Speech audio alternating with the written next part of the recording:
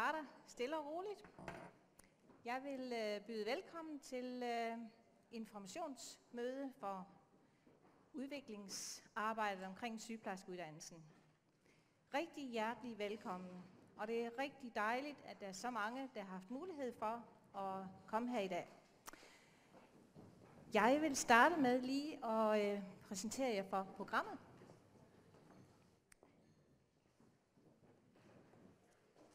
Ja, det kan I se heroppe. Jeg går lidt væk, fordi det er sådan en skarpe lamper her, så jeg også selv kan se det. Vi starter med, at Karen Frederiksen, som er tovholder for udviklingsgruppen for sygeplejerskeuddannelsen, hun starter her klokken lidt over 4 og giver en kort status i forhold til arbejdet.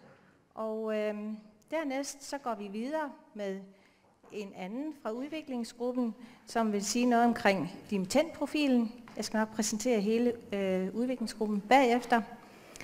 Og det bliver Judith Mølgaard, som vil sige lidt omkring dimittendprofilen, og Anne Bundesen. Dernæst så vil vi blive præsenteret for uddannelsens formål, og det er fra Kommunernes Landsforening, uddannelseschef Kirsten Mørup og chefkonsulent Karen Marie Mønholdt. Og dernæst så går vi videre til læringsudbytte og slutkompetencer, og der har vi Birgitte Hinskov og Anne Regitze og Merete Breder. Jeg skal nok præsentere lidt dybere bagefter. Det er jer 4, der siger lidt omkring det. Og når vi har fået sådan et overblik over, hvad er det rent faktisk, vi har arbejdet med i udviklingsgruppen, så holder vi en kort pause, og der vil være lidt forfriskning, og dernæst så vil det være således, at vi er ude på bordene, eller ude ved de borde, hvor I sidder. I sidder jo hver ved nogle borde, hvor I er samlet på den måde, at der er en fra udviklingsgruppen, som er ved hvert bord, sammen med hele gruppen. Og der vil være mulighed for at gå i dialog med hinanden, og der vil også være mulighed for at stille nogle spørgsmål. Jeg kan forestille mig, at der vil være en række spørgsmål, når oplægsholderne har været på, og når man kommer ud og sidder i grupperne, så vil der sandsynligvis være nogle spørgsmål, som man har brug for at få svar på, inden vi går fra hinanden i eftermiddag. Men jeg vil lige præsentere udviklingsgruppen. De sidder nemlig samlet herovre ved bord 11. Og fra Danske Regioner, og jeg tror, det vil være rigtig fint, hvis I rejser jer op, når jeg nævner jeres navne. Der har vi Judith Mølgaard, som er direktør for Odense Universitetshospital. Tak skal du have, Judith. Vi har Anne Bundesen, som er enhedschef fra Region Hovedstaden. Tak for det. Så har vi fra Kommunernes Landsforening, der har vi Kirsten Mørup, som er sundhedschef i Varde Kommune. Tak for det. Vi har Karen Marie Mønholdt, som er chefkonsulent og som er i KL, Central KL. Vi har Rigmor Jensen, som er leder af sygeplejen, også i Varde Kommune. Tak. Så har vi fra Sundhedskartellet, der har vi Dorte Stenberg, som er næstformand i Dansk Sygeplejeråd. Ja. Så har vi fra de studerende, der har vi Rasmus Denord, som, kan du sige det for mig? Du er formand i SLS. Så har vi fra UC-sektoren, der har vi Birgitte Hinskov, som er formand for ledernetværket og uddannelsesleder i VIA. Vi har Anne Regitze Lind-Holt, som er næstformand for ledernetværket og som er uddannelsesleder på Metropol. Ja. Så har vi Merete Breder, som også er uddannelsesleder, men på UCC. Ja. Og egentlig så var der også meningen, Søren Pedersen vil komme, men han kom så ikke i dag. Så har vi tovholder, og det er Karen Frederiksen, som er uddannelseschef i VIA og tovholder for projektet. Og Kirsten Willemoes, som er vores chefkonsulent for projektet. Ja. Og så skal jeg give nogle praktiske oplysninger også. Det er nemlig sådan, at rundt omkring på bordene, der ligger der sådan en mulighed for, at I lige kan skrive på nogle labels, så I kan skrive jeres navn, så I ved, hvem hinanden er, hvis ikke I skulle vide, hvem hinanden er.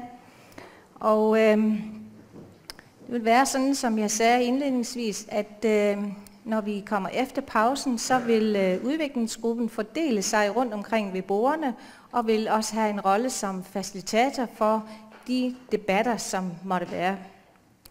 Og jeg har da også en fornemmelse af, at det også er udviklingsgruppens repræsentanter, der har ansvaret for at skrive ned, hvis der er nogle spørgsmål, nogle udsagn, som man ikke rigtig får svar på undervejs. Men det må vi sådan tage hen ad vejen og sige, hvor meget der vil være, brug for at få skrevet ned, fordi det vil jo nok være sådan, at vi ikke kan få alle spørgsmålene belyst i dag, og hvis der er noget, som man har brug for at få belyst, og som ikke er blevet belyst i løbet af den debattime, vi har haft sammen, så vil udviklingsgruppens medlemmer sørge for at tage det med tilbage. Ja, det var vist så langt, så godt. Rigtig hjertelig velkommen, og den næste på podiet, det er Karen Frederiksen, så jeg vil give ord til dig, Karen.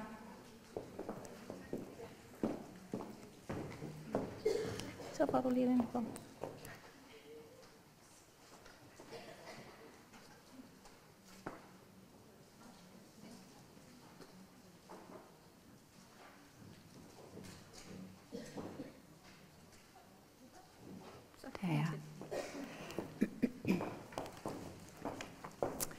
Ja, jeg vil også på vegne af udviklingsgruppen byde jer velkommen til denne eftermiddag, som vi har set frem til.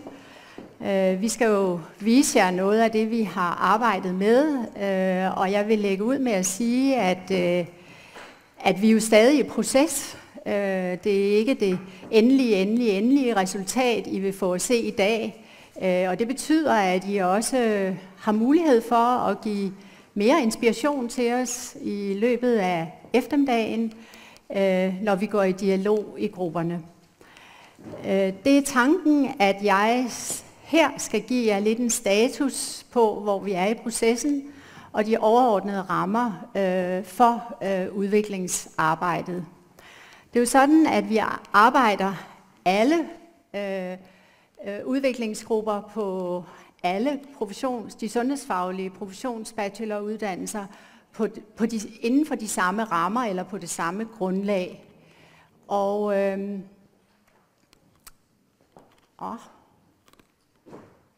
her er vi.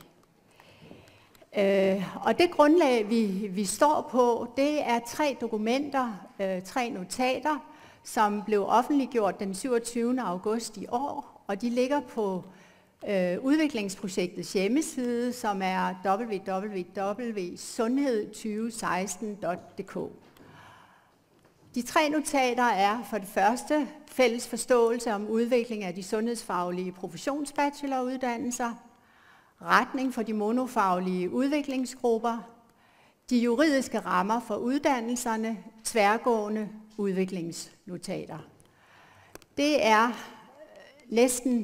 er biblerne for os, eller den samlede bibel for os i dette arbejde. I foråret gik processen for så vidt i gang, og den var også i gang allerede inden foråret, men selve udviklingsarbejdet gik i gang i foråret, hvor der på tværs af landet blev nedsat nogle tværgående udviklingsgrupper, som skulle arbejde med 8 tematiserede tværgående, eller i de her tværgående udviklingsgrupper. Jeg kan lige vise jer på næste slide, hvad det er for tematikker, vi arbejdede med. Det er tværprofessionel studieaktivitet, didaktik og kompetencer, prøveformer, samspil og samarbejde mellem teoretisk og praktisk klinisk uddannelse, internationalisering, generiske kompetencer, toning af de sundhedsfaglige professionsbacheloruddannelser, forskning og udvikling i relation til de sundhedsfaglige professionsbacheloruddannelser, og det sidste, læring i praktik, klinisk undervisning og praktik. Der blev udarbejdet i disse tværgående udviklingsgrupper et meget stort og spændende materiale faktisk, som i dag vi kan bruge i vores udviklingsarbejde til inspiration allerede i det arbejde, vi laver nu Men jeg tænker, at det bliver lige så aktuelt, når vi i det nye år skal til at arbejde på vores institutioner med at udvikle studieordninger. For det er mange kloge mennesker, der har siddet og skrevet rigtig meget faktisk om de her tematikker med kildeangivelser, så rigtig meget inspiration at hente, og materialet er også tilgængeligt på hjemmesiden for dette udviklingsprojekt, hvor I ser linket der. Selve arbejdet i de monofaglige udviklingsgrupper, og der hvor de grupper, vi arbejder i nu, med henblik på at give input til bekendtgørelsen blandt andet, startede op omkring 1. september i dette efterår, og vi skal være afsluttet med det den 15. december i år. Så det har været en kort og hektisk på en måde proces, hvor vi på tværs af landet har arbejdet inden for alle de sundhedsfaglige professionsbacheloruddannelser med dette materiale. Vi er rigtig godt på vej i sygeplejerskeuddannelsen. Vi har holdt indtil nu 6 møder i vores udviklingsgruppe, og vi har 2 møder tilbage. Vi har møde næste gang i vores udviklingsgruppe den 1. december, og sidste gang den 8. december. Og når vi mødes den 1. december, så har vi et samlet udkast til det, vi skal levere ind til videre bearbejdning i en bekendtgørelse. Så der har været tryk på, og er stadigvæk tryk på, for at få materialet på plads. På national plan er vi organiseret således, at der for hver udviklingsgruppe er en tovholder, hvor jeg har siddet for sygeplejerskeuddannelsen. Der er knyttet en konsulenter på arbejdet, og Kirsten Willemoes, som I er blevet præsenteret for, har været chefkonsulent på vores udviklingsgruppe her. Tovholderne for projektet mødes jævnligt, hvor vi forestår, en national koordinering af det arbejde, der finder sted. Og det vi koordinerer, det er, det vi bestræber os på, må jeg sige, det er, at det materiale, der bliver leveret ind fra alle udviklingsgrupper, har samme form og struktur, sådan at det bliver til at læse for dem, der i sidste ende skal læse leverancerne og beslutte, om de er gode nok.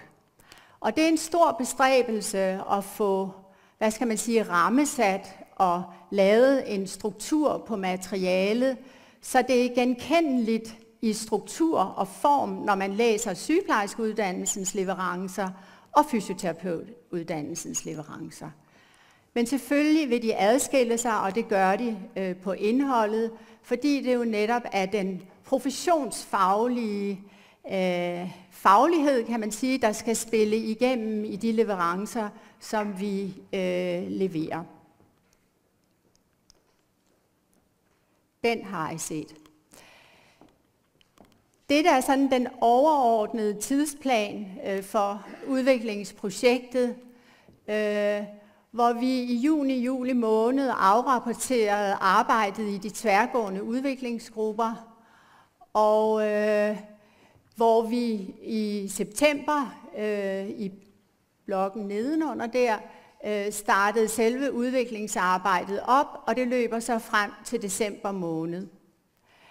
Når vi når ind i begyndelsen af det nye år, vil der jo blive kigget på alle leverancer, og man vil starte, altså det skal jo besluttes, om det er godt nok, det håber vi det er, og det vil så danne grundlag for udvikling af bekendtgørelse, som sendes i høring i marts måned, marts-april måned, og hvor vi forhåbentlig får bekendtgørelserne for de nye uddannelser på plads. I januar måned starter vi så samtidig op, og det vil sige, inden bekendtgørelserne er helt på plads på at udvikle studieordninger på vores institutioner.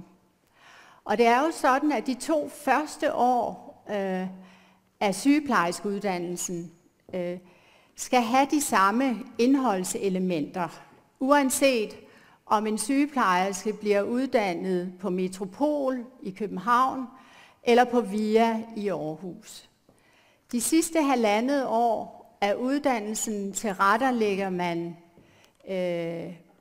individuelt fra institution til institution, kan man sige, fra VIA til Metropol. Men det er vigtigt i det her arbejde, at der i de første 2 år er de fælles indholdselementer, ikke at de indholdselementer nødvendigvis er placeret i samme rækkefølge, men at de er til stede, således at vi kan sige, at læringsudbyttet er ens efter 2 år. Arbejdet med studieordningerne er jo som sagt en proces, der starter op i januar måned, og den løber frem til 1. juli, hvor de gerne skulle være godkendt, således at vi kan starte op med den nye uddannelse 1. september 2016. Så det er planen i al sin enkelhed, kan man sige. Ja. Jeg har nævnt, at vi skal levere leverancer ind i arbejdet, og de leverancer, vi skal levere, er disse 5. Vi skal levere en dimittentprofil, input til uddannelsesbekendtgørelsen, input til bekendtgørelsesbilag, fælles uddannelseselementer i de første 2 år, og leverance 5, supplerende leverancer i henhold til retningspapiret, altså retningspapiret for udviklingsarbejdet. Jeg vil meget overordnet sige noget om, hvad det så indeholder. Dimittentprofilen er faktisk, har været, hvad skal man sige, og er lidt vores styrepind i det her.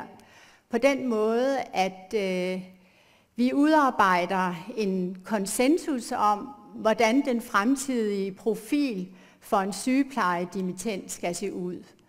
Det vil sige, at vi går ind og beskriver formål med professionen, kernekompetencer, kontekst for dimittentens virke, effekt og udviklingsperspektiver. Og vi bruger den hele tiden faktisk. Det var den første, vi startede ud med, men vi bruger den hele tiden lidt som pejlemærke for vores arbejde. Den danner grundlag for, kan man sige, hvordan de øvrige leverancer kan bidrage til den professionsfaglige profil, som vi ønsker skal fremstå. Denne dimittentprofil støtte os i at udarbejde studieordningen, når vi kommer dertil i januar måned. Men den har i sig selv ingen juridisk bindende karakter og bliver heller ikke en del af bekendtgørelsen.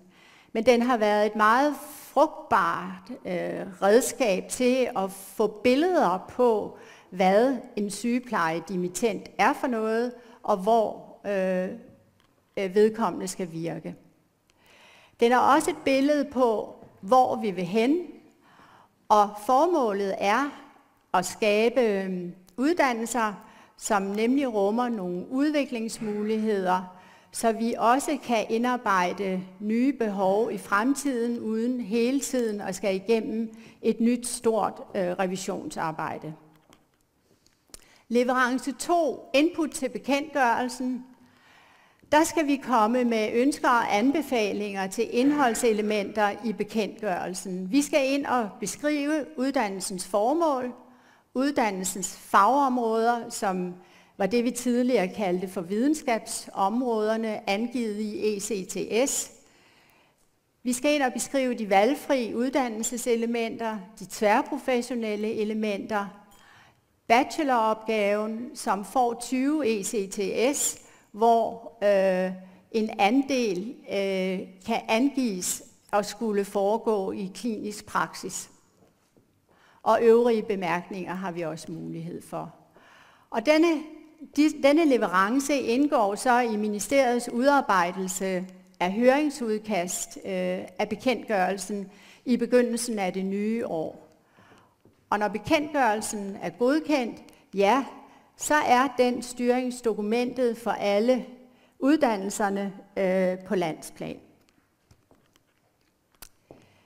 Leverance 3, læringsudbytter. Der skal vi komme med input til bilag 1 i bekendtgørelsen, og dermed igen til ministeriets høringsudkast, som kommer ud i begyndelsen af året, det næste år. Og det vi skal beskrive her, det er mål for læringsudbytte i viden, færdigheder og kompetencer. Vi skal angive de nye, justerede samt ikke aktuelle læringsudbytter i forhold til det nuværende bilag 1 i bekendtgørelsen. Og så har vi besluttet, at vi anvender solotaksonomi som en fælles taksonomi til at beskrive viden, færdigheder og kompetencer med. Så det har sådan set for nogle af os også været noget, vi har skulle sætte os ind i undervejs, og det er noget af det, som Merete og Anne-Regitze også kort vil fortælle jer om, hvad er det for en tænkning, hvordan skal vi forstå denne her solo-taksonomi. Og den videre anvendelse af dette er jo også, at det vil blive en styringsdokument for uddannelserne fremover.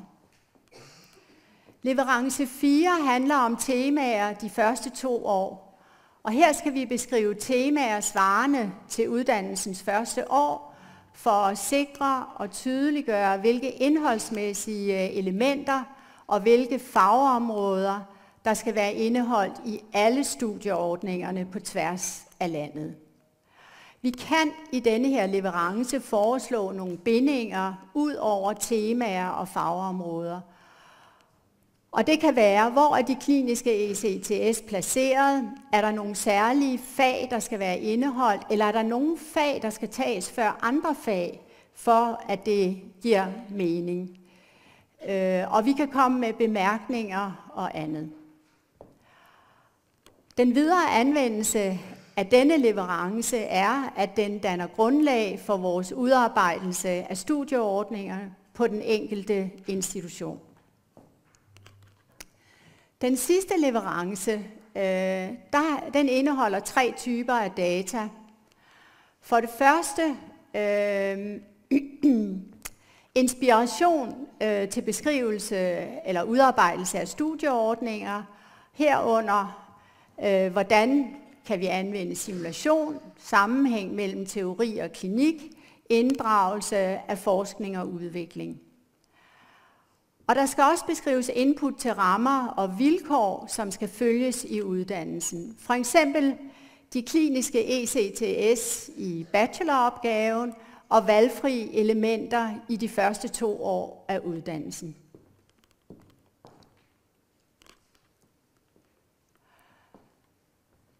Så er det jo sådan, at vi også skal sikre i UC-sektoren, at de afrapporteringer, vi indleverer, ikke er modstridende.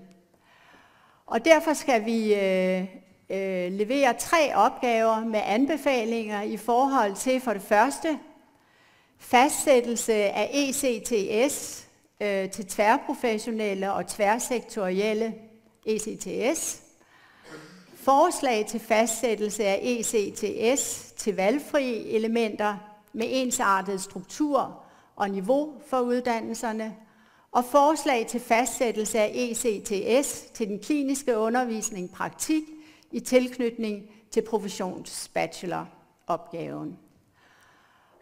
Og den videre anvendelse af denne leverance er netop som inspirationsmateriale i forbindelse med udarbejdelse af studieordningerne, og som så vil indgå som ramme for uddannelsen.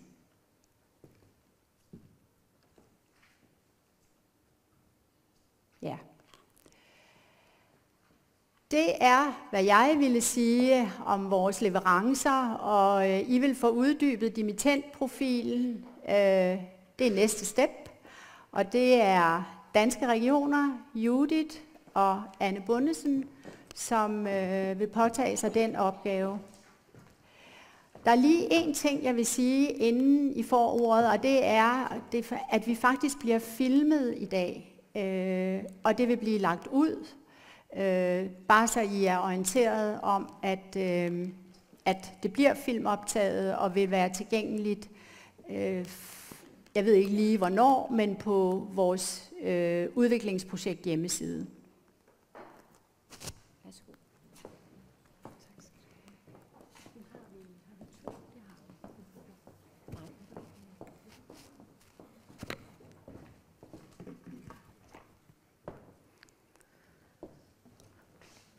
Ja, først så vil jeg sige, at Anne og jeg, vi repræsenterer jo aftagerne, og derfor har det været en stor fornøjelse for os at være med i denne her proces.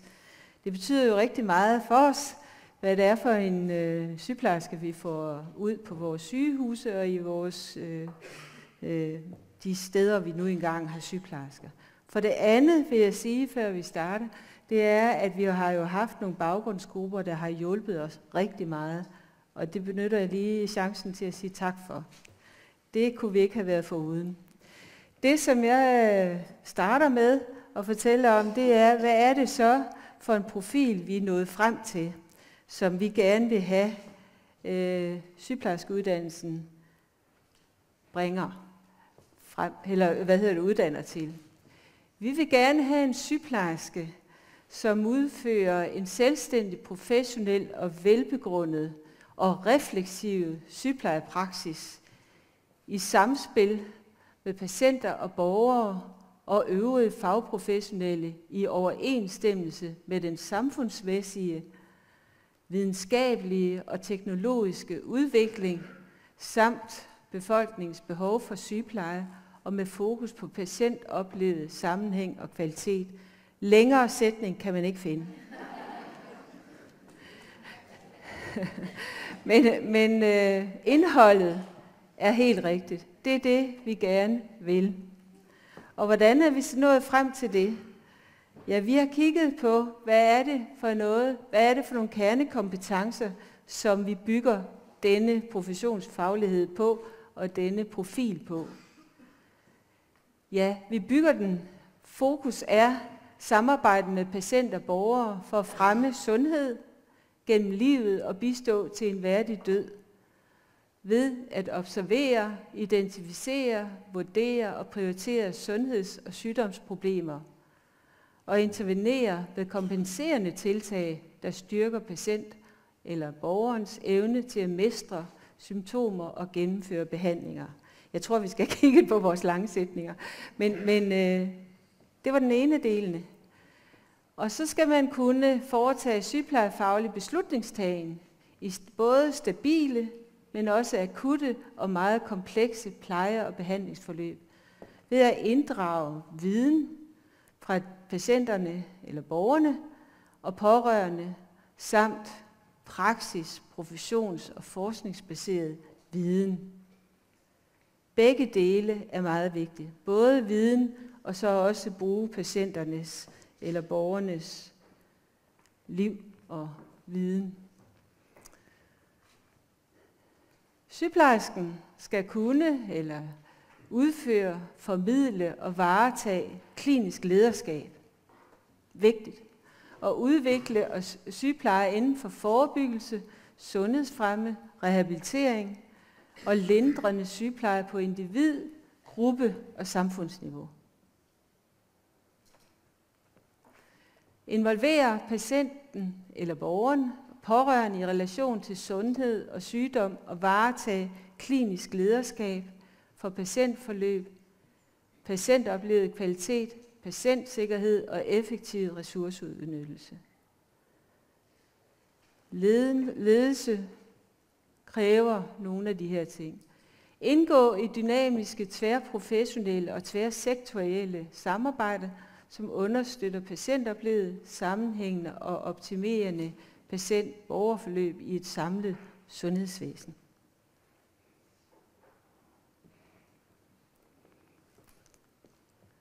Så skal man også kunne indgå i samarbejde ved at arbejde anerkendende, innovativt og udviklende, inddrage og afveje vidensformer, professionens kliniske metoder og teknologi til at understøtte patientforløbene.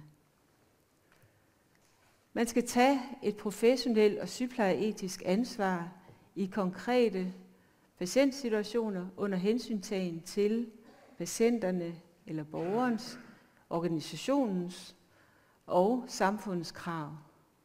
Og dette skal gøres med forståelse for mangfoldige sociale, økonomiske, politiske og kulturelle forhold. Og så er det Annes tur. Ja, jeg vil følge op på det, som Judith siger, ved at sige, hvordan er vi så nået frem dertil. Vi har arbejdet i de monofaglige grupper nu, som Karen også peger på, og vi har haft adskillige møder, hvor vi har været samlet hele gruppen. Men det har været meget suppleret af rigtig mange parallelle møder, som har løbet imellem de samlede møder. Jeg må sige, at der er virkelig lagt timer i det, hvilket måske også afspejler sig i de mange ord, i de lange sætninger. Men der er i hvert fald blevet arbejdet intenst med det materiale, som vi har lagt frem i dag. Den ramme, som vi har skrevet op imod, er den, som blev præsenteret tidligere, altså den juridiske ramme, og notatet om den fælles udvikling af professionsbacheloruddannelsen og retningen for de monofaglige uddannelsesgrupper. Og det er i virkeligheden det, der har været vores pejlemærke. Og vi er nået frem til en dimittentprofil, som ikke bliver præsenteret sådan direkte her, men som ligger som en del af de kernefagligheder, som bliver præsenteret. Og den dimittentprofil, den ligger på jeres bord, det er om ikke dagens udgave, så er det i hvert fald stadigvæk et dynamisk notat, som bliver rettet til undervejs, for i og med, at vi arbejder med læringsudbytter og slutkompetencer, så bliver det tydeligt, at man er nødt til at gå tilbage og sige, er det nu stringent, er der et match, hænger det sammen, det vi får beskrevet os frem til. Og når jeg starter med at sige det, så handler det selvfølgelig om, at de input, som vi får fra jer i dag, at de bliver brugt fremadrettet. Altså de guldkorn, som vi får med os herfra i dag, de vil blive brugt i det videre arbejde, så derfor er det rigtig vigtigt, at I virkeligheden også forholder jer både til, som Judith siger, det er nogle voldsomt lange sætninger, vi har kastet os ud i, de kan nok gøres noget ved, men indholdsmæssigt er der måske også nogle ting, som måske kunne have en drejning, så det vil være rigtig fint at få jeres input med til det i dag. Så jeg tænker ud over, at der sikkert er en masse spørgsmål, som vi forventes at kunne give et nogenlunde fornuftigt svar på, så vi vil også være glade for at få noget input med tilbage til det videre arbejde.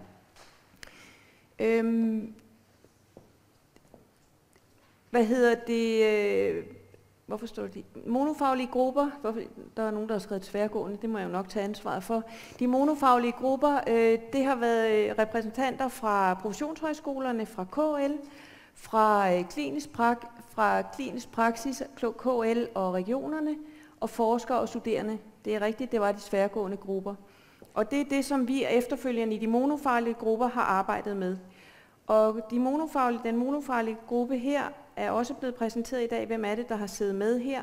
Og det, som jeg vil sige, det er, at det har været et konstruktivt samarbejde. Det, som der har været rigtig rart, det er, at vi har faktisk en fælles opgave her. Vi har et fælles mål om at lave den bedst mulige sygeplejerskeuddannelse. Og vi siger til hinanden og os selv, at den skal række mange år frem. Og så ved vi godt, at det er der til dato ikke så forfærdeligt mange sygeplejerskeuddannelsesbeskrivelser, der har gjort. Men ikke desto mindre, så vil vi gerne have, at den har et fremadrettet perspektiv, så gør, at man også kan se fremtidsperspektivet for professionen i den. Vores arbejde har været understøttet af de nedsatte ekspertgrupper, som Judith også pegede på, og det har været en kæmpe hjælp. Vi har i de forskellige områder, vi kommer fra, nedsat ekspertgrupper. Der, hvor jeg selv kommer fra, har der været ekspertgrupper af cirka 20 repræsentanter ude fra regionens hospitaler, som har budt ind på samtlige elementer, og som har haft utrolig mange gode input, og det er blevet taget med i gruppen, og det har været inddraget. Og det betyder også, at det ikke kun den forholdsvis lille gruppe her, som er ansvarlig for materialet. Der er heldigvis rigtig mange andre super konstruktive perspektiver, og det har været en gave at få al den viden med sig. Og ekspertgrupperne har både været inviteret ind til møder og fyraftensmøder, men har også haft mulighed for, eller er blevet bombarderet med, afhængig af hvordan man ser det, nogle spørgsmål, som vi har bedt dem svare på, for at få kvalificeret vores arbejde så meget som overhovedet muligt. Og det, som har været fuldstændig entydigt, det er, at der er et kæmpe engagement, en kæmpe dynamik, og virkelig et ønske om at byde ind på at få så god uddannelse som overhovedet muligt. Og jeg tænker, at det har sådan set også afspejlet sig i vores arbejde. Så der, hvor vi er nu, der synes vi har arbejdet meget. Vi synes, vi har et produkt, som nærmer sig noget, som vi vil kunne stå inden for, og som i virkeligheden skal danne baggrund for det videre arbejde, som også kommer til at bestå af rigtig mange mennesker, som vil blive involveret. Så det tror jeg, det jeg vil sige om processen lige nu og her. Er det ikke rigtigt, der skulle stå slut? Ja. Skal vi give...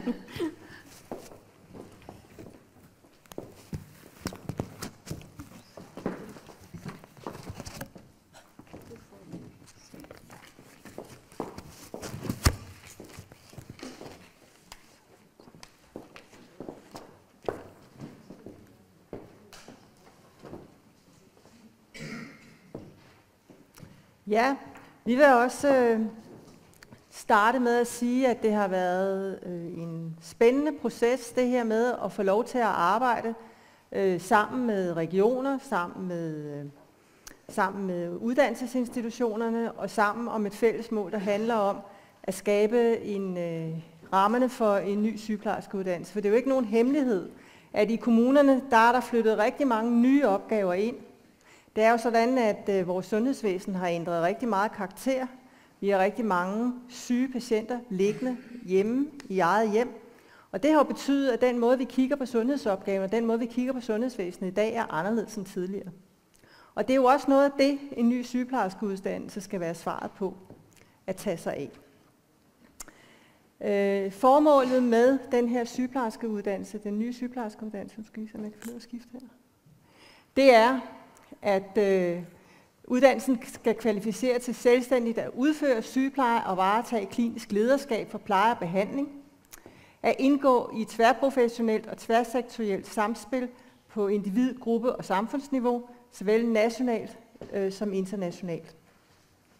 Noget af det, der gør ved hele sundhedsvæsenet, det her med, at opgaverne ændrer karakter, i hvert fald at patienterne i meget større omfang flytter hjem, det betyder også, at vi skal arbejde sammen, både monofagligt på tværs af sektorgrænserne, eller hvad vi nu skal kalde det, men det betyder også, at det samarbejde, vi skal have imellem de andre monofaglige uddannelser, det skal være på en anden måde. Og det er rigtig, rigtig vigtigt at understrege, at den tværprofessionelle del af det her er også meget betydningsfuld.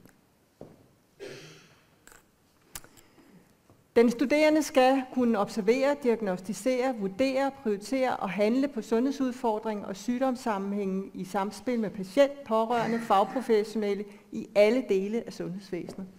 Noget af det, vi også er meget opmærksom på, det er det her med, at sygeplejersken fremadrettet, som i dag, skal arbejde særdeles forebyggende, skal have fat i de indsatser og initiativer, der også retter sig mod den borgerrettede forebyggelse. Hele kramproblematikken, altså det her med at forebygge alle de her livsstilssygdomme, er også en meget væsentlig del, og skal være en meget væsentlig del af en ny sygeplejerskeuddannelse. Og den studerende skal også under hensyntagen til den samfundsmæssige, videnskabelige og teknologiske udvikling, samt befolkningsbehov for sygepleje og omsorg. Særligt på det teknologiske, men også på det videnskabsmæssige, er der jo en kæmpe stor udvikling i gang. Vi tror, at det, der hedder sundhedsteknologi, det vil virkelig betyde, at der vil ske en fuldstændig, totalt anderledes måde at løse de her sygeplejeopgaver på fremadrettet. Men selvfølgelig med et fundament, som er hele sygeplejens væsen. Ja, det har jeg nu. Ja, og jeg skal lige komme ind på nogle af de centrale elementer her. Altså noget af det, der er jo helt centralt her, det er patientinvolveringen, og så er det sygepleje af både sundhedsfremmende, af sundhedsbevarende, forebyggende, rehabiliterende og lindrende karakter. Og som vi allerede har nu, så har vi også fremadrettet fokus på patienten og det patientinvolverende. Men også noget af det, der er også meget fokus på, det der med patientens eget ansvar i forhold til de her områder. Så sygeplejersken kommer til at arbejde situationsbestemt, og det er der sådan set heller ikke nyt i. Det er også det, vi fortsætter med. Så skal sygeplejersken kunne agere refleksivt og handle i en foranderlig praksis, præget af forskellige interesser og ansvar, som etiske, professionsmæssige, økonomiske og politiske. Vi fortsætter ved de lange sætninger, dog ikke helt så meget som i dimittentprofilen, men det er stadigvæk de der lange sætninger. Men altså, det handler meget om den der globaliserede verden, vi lever i, og det der med at kunne forholde sig til ny viden, når der samtidig konstant kommer endnu nyere viden, man skal forholde sig til at være klar til at arbejde i det felt. Og skulle finde nye veje at udøve sygepleje på, så det er jo også noget af det, der er centralt. Og hele det der med at prioritere, det tror jeg også meget, vi kommer til, og det bliver også centralt i uddannelsen, det at skulle kunne prioritere ressourcerne, og det med, at de, der kan selv, de skal også selv. Så der ligger også nogle prioriteringsopgaver her. Så er der de studerende erhverv, og det handler meget om, at sygeplejen det er en selvstændig profession. Og det, man erhverver som studerende, det er professionens værdier, det er teorier, det er begreber, det er metoder, som så integrerer det viden fra naturvidenskab, samfundsvidenskab, humanvidenskab i sygepleje. Så handler det om videndeling, og det at være aktiv i udviklings- og innovations- og forskningsarbejde. Og så det med at opnå kompetencer til at kunne fortsætte i teoretisk klinisk videreuddannelse på både master- og kandidatniveau. Så det er formålet med uddannelsen, som vi er blevet bedt om at præsentere i dag, så langt vi er med den endnu. Og processen den er jo den samme, som vi har været i, som det Anne og Judith talte om. Ja, vi giver ordet videre til Birgitte. Anne Regitze og Marie.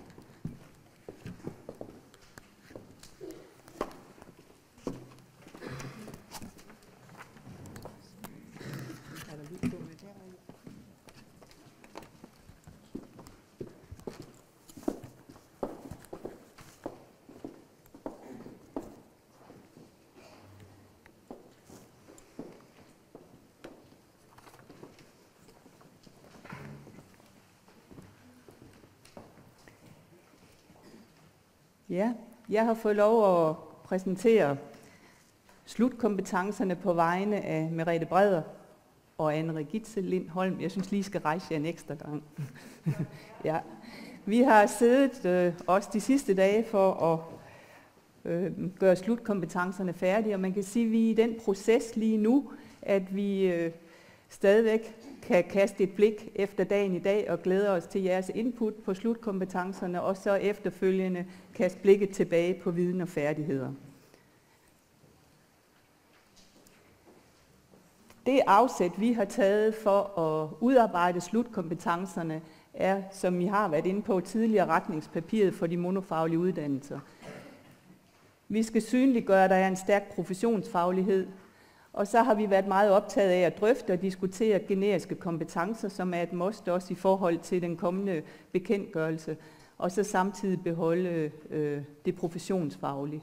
Læring gennem klinik og sammenhæng mellem klinisk og teoretisk uddannelsesforløb er der også meget stor opmærksom på. Hvordan kan vi tilgodese netop det særlige unikke, vi har i sygeplejerskeuddannelsen, med at bevare vores autentiske klinikker, og så også samtidig tilgodese, at de kommer ud i en klinisk praksis, som er i forandring, som lige er tilkendegivet i forhold til, at der i hvert fald sker en opgaveglidning til, nu kalder vi det hele sundhedsvæsen, og når vi bruger begrebet det hele sundhedsvæsen, så rammer det ganske virksomhedsfelt, både psykiatri, somatik og det nære sundhedsvæsen, men vi ved, der kommer til at ligge mange opgaver i det nære sundhedsvæsen. Derudover så har vi jo særlig fokus på også, altså patientforløb på tværs af sektorer, hvordan kan vi samarbejde på tværs, som der lige er blevet tilkendegivet i det sidste oplæg. Forskning og udvikling er stadigvæk et must. Sygeplejerskeuddannelsen er stadigvæk funderet i professionsbasering og forskningsbasering. Og så har vi taget afsæt i selvfølgelig kvalifikationsrammerne, qualification framework, i forhold til mobiliteten over landegrænser, og så den danske kvalifikationsramme i forhold til at ramme det niveau, vi skal for professionsbachelorer. Og som vi har været inde på tidligere, så er det solotaksonomien, som er blevet anbefalet. for lige at komme ind på, hvad er det så for nogle generiske kompetencer, som er særlig centrale i det her arbejde, som vi har siddet med.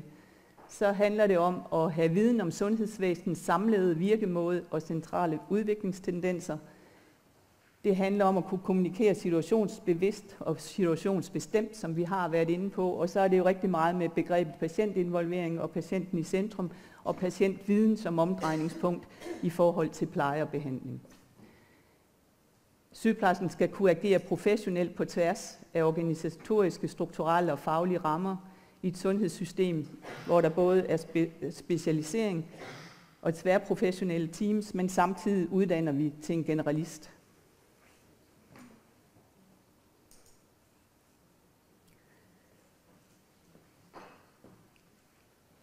Kunne opnå en professionel helhedsforståelse af den enkelte borger og patients sygdomssammenhænge og sundhedsudfordringer.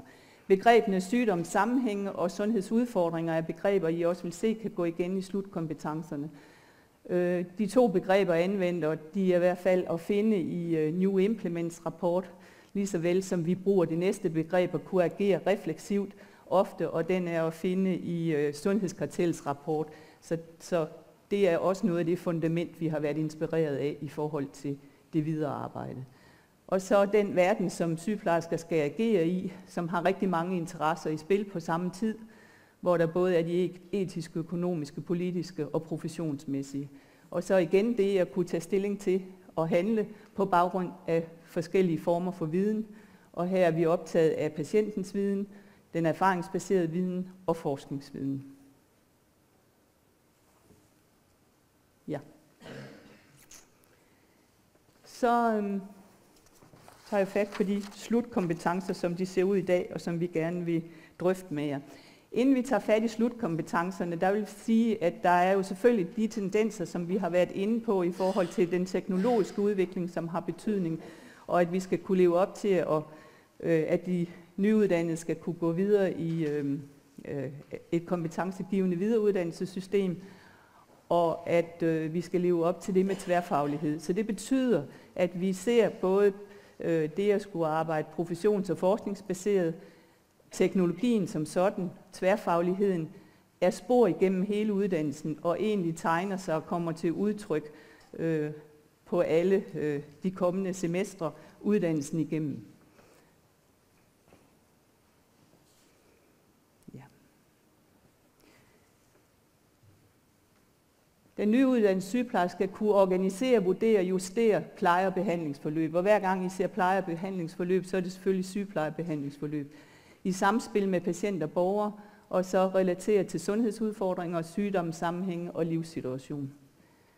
Så et andet begreb, som vi har været optaget af, det er begrebet klinisk beslutningstagen, som er et af de centrale, også der går igen i de overvejelser, vi har haft, i forhold til formålet og dimittentprofilen, og igen her i slutkompetencerne. Så den nyuddannede sygeplejerske skal kunne anvende beslutningstagen i både stabile, akutte og komplekse pleje- og behandlingsforløb. Og så igen patientinvolvering, og igen på baggrund af patienterfarings- og forskningsbaseret viden. Og så vedrørende teknologien, skal teknologi tænkes bredt i den her forståelse, så sygeplejersken skal kunne anvende, udvikle, forholde sig refleksivt til teknologi, og det gælder både i organisering, udøvelse og udvikling af sygepleje.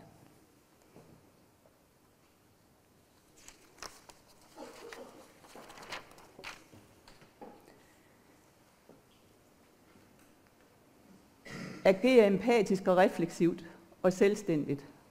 Empatien skal stadigvæk være til stede.